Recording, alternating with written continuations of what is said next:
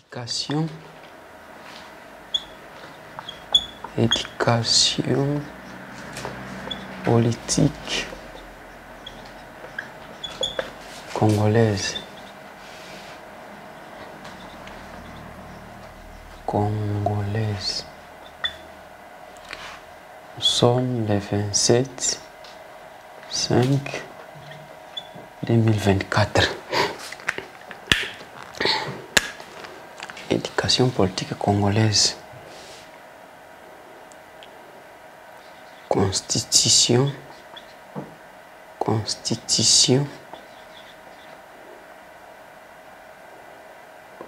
Mensonge.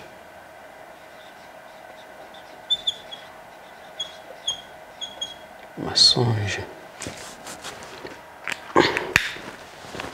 Donc aujourd'hui, nous sommes le 27 mai 2024.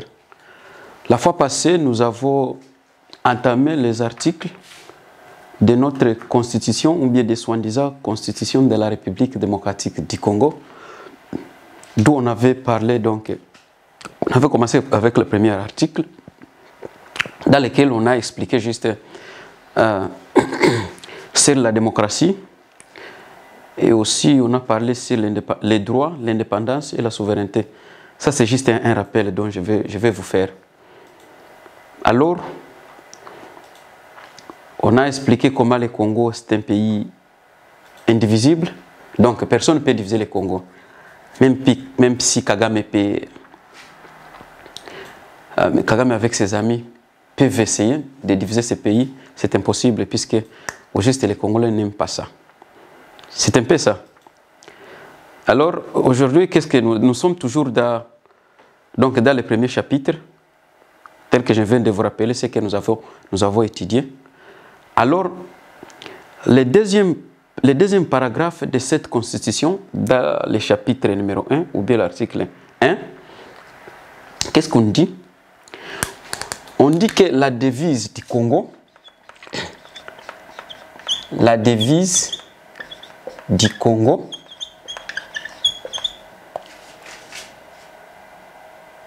est caractérisée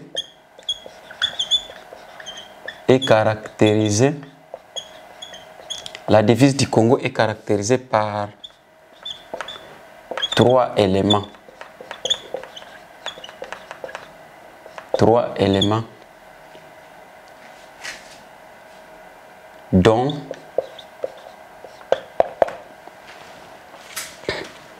la justice,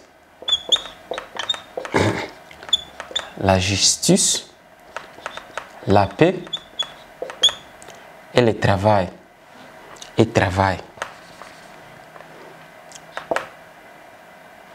La justice, paix et travail.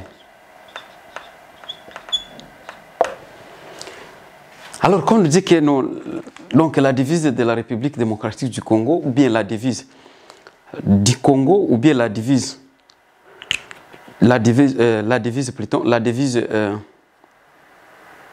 des pays à démocratiser, donc le Congo, est caractérisée par 3 points dont je vais dénumérer ici: justice, paix et travail.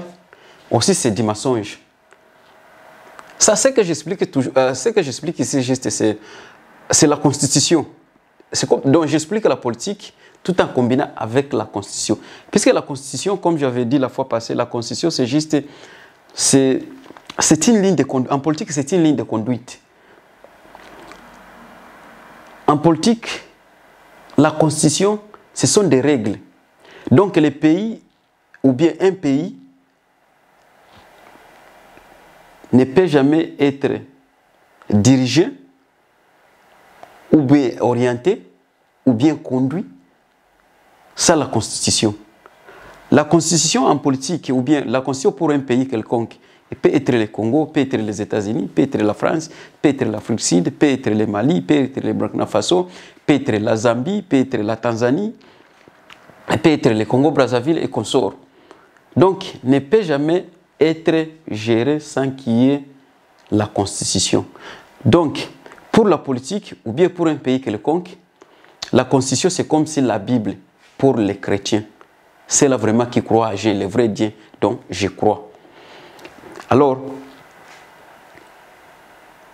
parce que un chrétien ou bien une chrétienne, au juste, celui qui croit à Dieu, il ne peut pas donc vivre ou bien ne peut pas croire à Dieu sans qu'il croie à la Bible. Puisque dans la Bible, il y a toutes les références dont un chrétien, à quoi il va se référer. En politique aussi, la Constitution, c'est la même chose. Alors, qu'est-ce que nous voyons dans la République démocratique du Congo? Nous ne voyons que les mensonges. Et c'est pourquoi vous verrez que rien ne marche pas. Et c'est là qui se demande, mais pourquoi rien ne marche pas dans ce pays? Rien ne marche pas dans ce pays, puisque ceux qui sont écrits dans la Constitution ne sont pas plutôt suivis. Les soi-disant leaders dont nous avons dans ce pays-là, ils ne suivent rien. Qu'est-ce qu'il faut? Il ne faut que ceux qui pensent mieux, bien ceux qui pensent être mieux, pour eux, ce qu'il faut.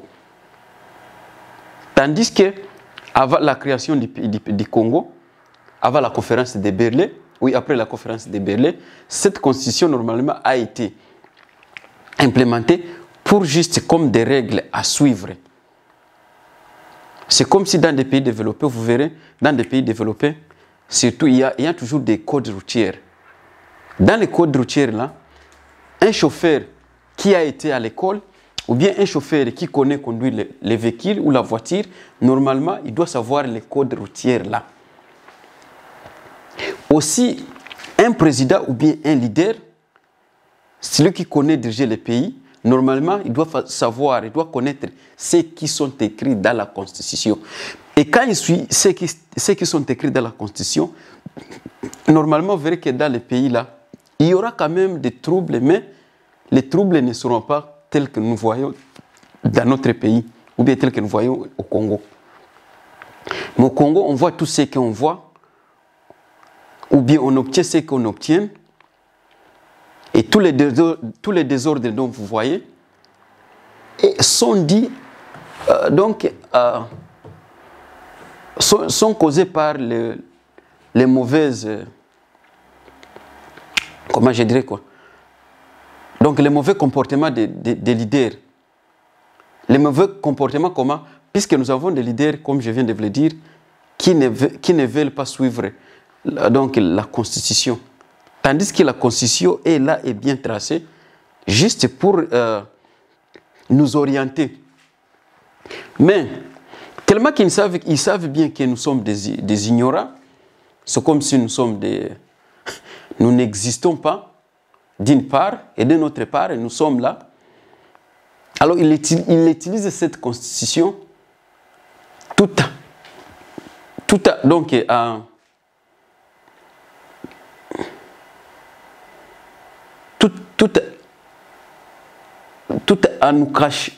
en cachant la réalité ou bien la vérité de cette Constitution-là. C'est un peu ça. Pourquoi?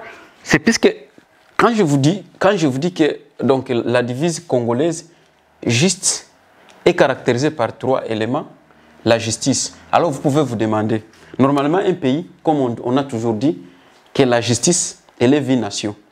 Donc un pays sans constitution ne peut jamais exister. Un pays sans justice ne peut jamais exister. Si la justice est malade, donc le pays aussi doit être malade. La politique de ce pays-là doit être malade.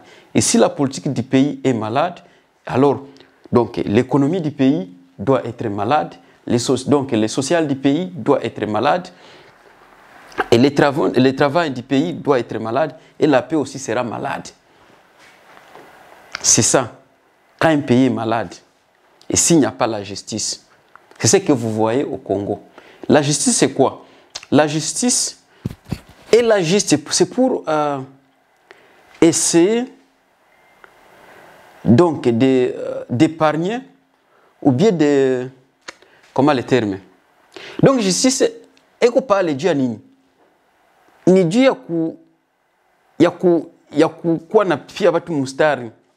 Kama mtu anatapa ngama, s'il y a quelqu'un qui veut donc qui ne respecte pas les lois du pays, alors la justice est là pour faire respecter les lois du pays. ou les lois du pays. C'est ça la justice. Mais chez nous, qu'est-ce qu'on voit? Chaque fois, même le chef de l'État l'avait dit, c'est pas moi qui l'ai dit, mais le chef Félix Moukwatombole l'avait dit la fois passée. Qu'est-ce qu'on avait dit? Que la justice du pays est malade. C'est ce qu'il avait dit. Alors que la justice n'a pas trop. Donc si la justice est trop, c'est ça. Donc vous pouvez même imaginer déjà les résultats dont nous voyons en cas peut-être d'un problème ou bien d'une cause quelconque. Et le meilleur exemple dont on peut donner ici, c'est lequel exemple? C'est juste le projet de 100 jours. Vous vous souvenez le projet de 100 jours? Le projet de 100 jours,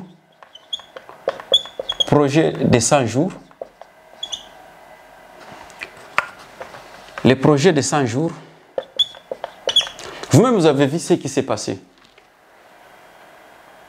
On nous a menti qu'il y a les gens qui ont été donc impliqués dans la corruption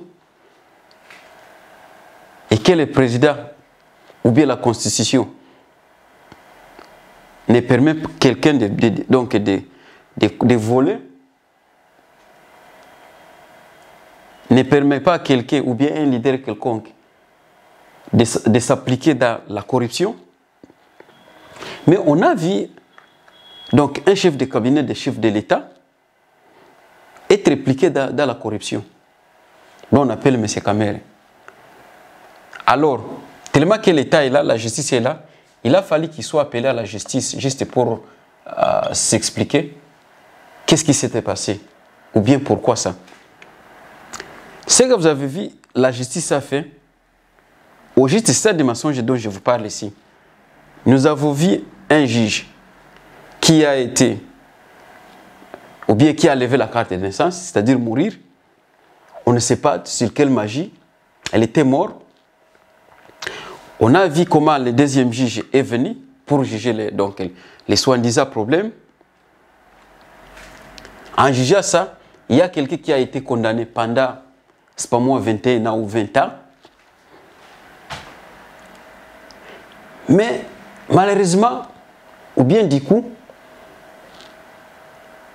on a changé le jugement. Le monsieur n'a fait laisse d'une année. Je crois que c'est quelques mois seulement. On a changé directement les décisions, on dit que non, le monsieur n'a pas volé. Donc c'est comme si la justice s'est trompée. Alors on se demande comment la justice, un tel appareil d'un pays comme le Congo, peut se tromper. Personne n'a, donc je dirais personne n'a rien compris. Et jusqu'à maintenant, on ne comprend pas comment un monsieur qui a un problème, qui a été jugé par la justice, mais aujourd'hui se trouve à la tête d'une grande institution comme celle-là. Mais quelque chose que je vais vous dire, vous savez quoi? Vous savez, juste ici en Afrique du Sud, je crois qu'en Afrique du Sud, bien sûr, il y avait un président sud-africain, l'ancien président sud-africain Jacob Zuma. L'ancien président sud-africain avait un problème, je crois que c'était aussi, donc c'est un problème aussi de corruption, mais par la justice sud-africaine lui a jugé d'aller, comment je dirais, je n'ai pas un terme propre en français, vous savez que c'est français aussi. Donc, il a été condamné pendant 15 mois dans des services. Alors, tellement que c'est un vieux, c'est un homme très populaire, très public. Donc, il n'a pas voulu aller juste pour... comment? Il n'a pas voulu aller... Je ne dirais pas exécuter. Mais quand même, il n'a pas voulu accepter ces jugements-là. Il y a eu des problèmes de ceci et de cela. Mais le monsieur, comme c'est un déjà vieux, c'est un vieillard, on l'a laissé ainsi. En le laissant ainsi, qu'est-ce qui s'est passé? Actuellement, je crois pour votre information, d'après-demain, ils seront aux urnes. les Sud-Africains vont voter après-demain. Donc, je crois que ça sera le 29, parce qu'aujourd'hui nous sommes le 27 normalement. Demain, ça sera le 28. Le lendemain, ça sera le 29. Ils iront juste donc, aux urnes pour voter le nouveau président. Alors, ce président-là, M. Jacob Zuma, qu'est-ce qu'il a fait? Donc, tellement qu'il avait peur, la justice vraiment lui faisait de la pression. Il a aussi voulu créer son parti politique. Il a créé son parti politique. Non, il n'a pas voulu. Il a créé son parti politique. Ce parti politique, qu'est-ce qui s'est passé? Lui croyait que comme il a créé un parti politique et comme son parti politique vraiment ne ressemblait pas à un nouveau parti politique, puisque c'est un parti quand même d'où les gens sont adhérés, et c'est donc les gens ont adhéré massivement. Lui, il a voulu aussi postuler. Quand il a voulu postuler, qu'est-ce qu'ils ont fait? La justice l'avait appelé directement. Qu'est-ce que la justice a fait? La justice lui a dit non, on connaît bien que vous êtes donc les citoyens de ces pays-là, on connaît bien que vous avez créé un parti politique, personne nie ça, mais vous avez été jugé 15 mois dans la prison. Tellement que vous n'avez pas encore gaspillé ces 15 mois, payé ces 15 mois dans la prison, vous n'avez pas les droits, dont vous avez dit au Congo chaque fois des droits, vous n'avez pas les droits de postuler. Le monsieur a accepté, c'est un ancien président, il a accepté. Puisqu'il n'est pas au-dessus et il n'est pas au-delà de la loi. Tout le monde est égaux devant la loi. C'est un président qui a fait 8 ans en prison dans les bureaux publics. C'est quelqu'un qui est très populaire et il a de l'argent. Mais la justice de son pays lui avait dit que non, toi, selon la loi ou selon la constitution, bien sûr, tu ne peux jamais postuler à moins que tu partes tout d'abord terminer votre jugement dans la prison. Mais chez nous, qu'est-ce qu'on a vu avec Kamer? Kamer qui avait été condamné, je crois que 21 ou 22 ans. Du coup, on a changé l'affaire.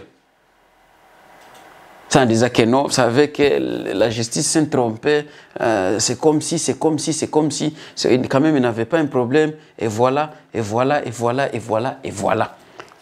ça passait ici. Aujourd'hui, il est donc le responsable d'une grande institution de la République comme celle-là. C'est pourquoi je vous avais dit que la justice aussi, c'est du mensonge. Donc tout est vanité. Mensonge. Comment un monsieur dont on avait jugé, et les Congolais, ils ont accepté. Et il y a même des Congolais qui applaudissent.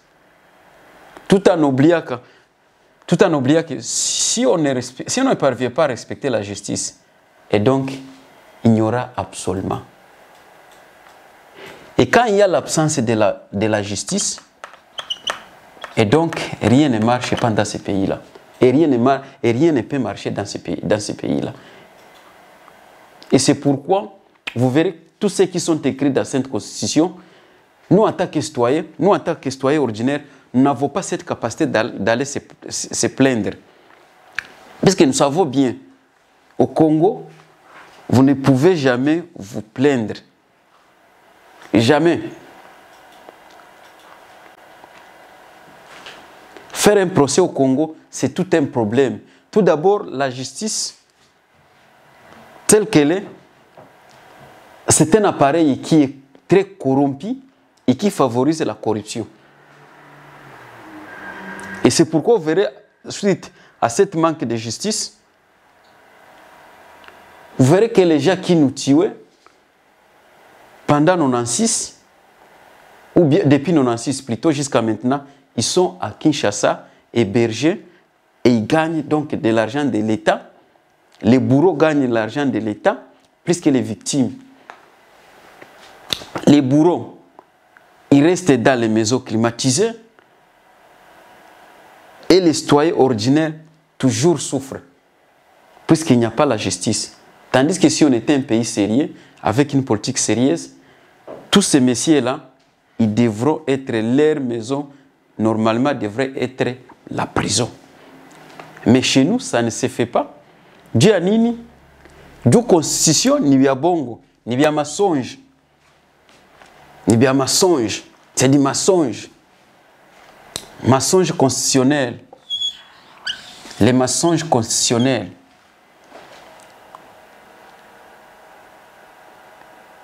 Mtu biko namuuliza, monsieur, oui, hii nyumba uliuza nyumba kama ni ya 2 millions, ya 3 millions, mtoto wako anauza nyumba ya 3 millions, anatoa wapi? Ah non, vous savez qu'on a fait le mariage, on avait eu des cadeaux, et voilà, et voilà, et voilà, les cadeaux. Ah, anzabana. Anauliza bwana, ah, oui, on avait vu le prince Charles en Angleterre, a fait un mariage. Donc, à sa personnalité. Mais il n'a pas reçu ces cadeaux tels que vous venez de dire. Il n'a pas réalisé ce montant-là.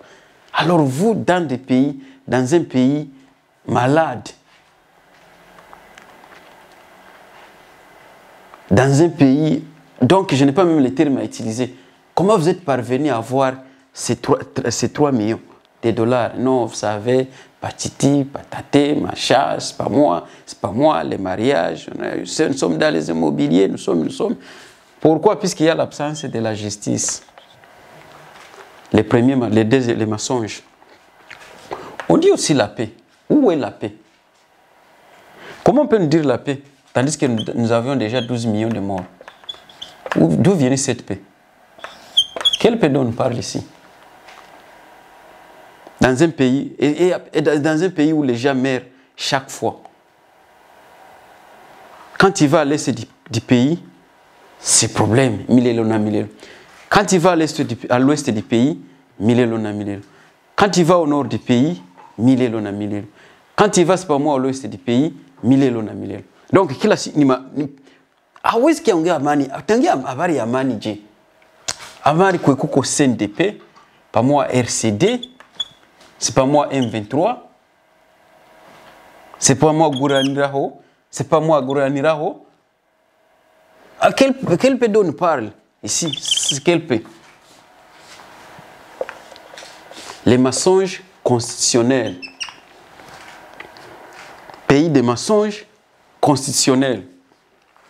Et le troisième point, chers amis, chers patriotes, pour terminer notre chapitre, notre article aujourd'hui, on dit aussi qu'au Congo, il y a du travail.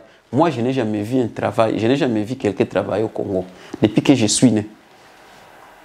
Je n'ai jamais vu. Je ne connais pas même une société qui est au Congo, soit publique ou privée, qui emploie les gens, ou bien qui emploie les Congolais. Je ne l'ai jamais vu, je ne l'ai jamais écouté. Peut-être à mon absence. Ou bien comme les autres nous disent que non, vous savez ce qui se passe à l'Est, normalement à Kinshasa, ça ne se passe pas ainsi, c'est pas moi au Sud, ça ne se passe pas ainsi, c'est pas moi à l'Est, donc au Nord, ça ne se passe, c'est pas moi, et au Centre. Mais de ce que je parle, de ce que je vis, puisque normalement je connais bien que nous n'avons pas de ministre des Finances, nous avons, ce n'est qu'un ministre des Finances, nous avons, ce n'est qu'un ministre de l'Affaires intérieures. Donc, venir me dire et me convaincre que non, ce qu'on fait à Kinshasa, on ne le fait pas au Vira, je trouve drôle. Et si ça se fait ainsi, c'est puisqu'ils sont en train d'encourager l'inégalité. C'est ça aussi la politique. Puisque la politique de l'inégalité, normalement, c'est une politique qui a été faite par l'impérialiste ou bien par les colonisateurs. C'est une politique coloniale. Et donc, si on avait quand même les leaders qui peuvent être à mesure de penser, ils ne devraient pas suivre cette politique-là. Malheureusement, que ce sont des politiciens de costumes, ce sont les politiciens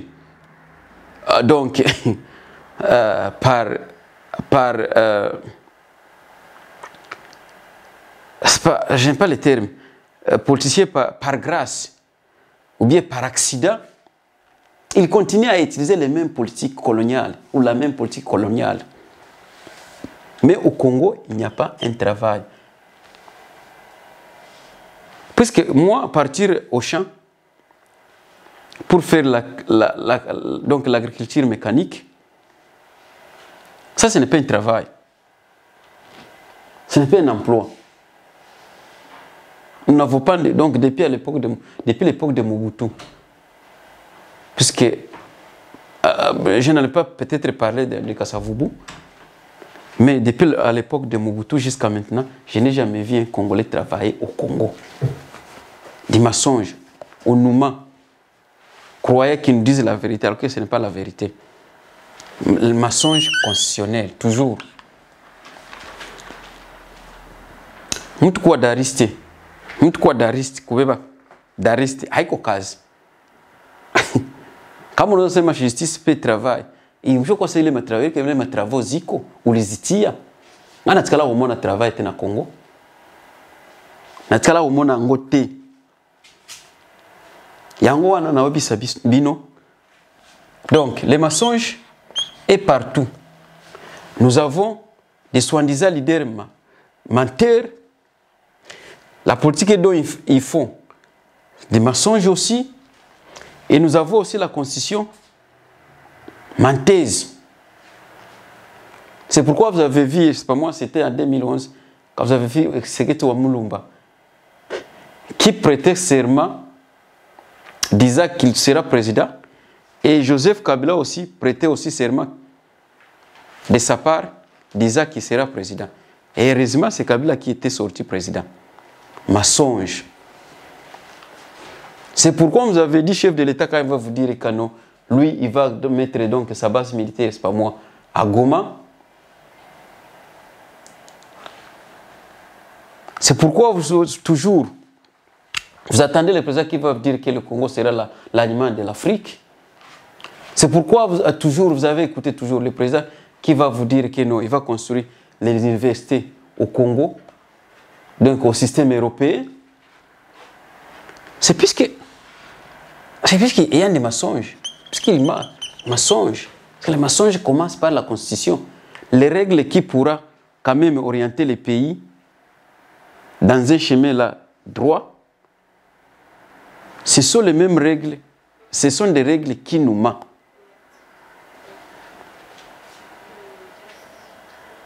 Et c'est ça le problème. Et c'est ça le problème de ces pays ici.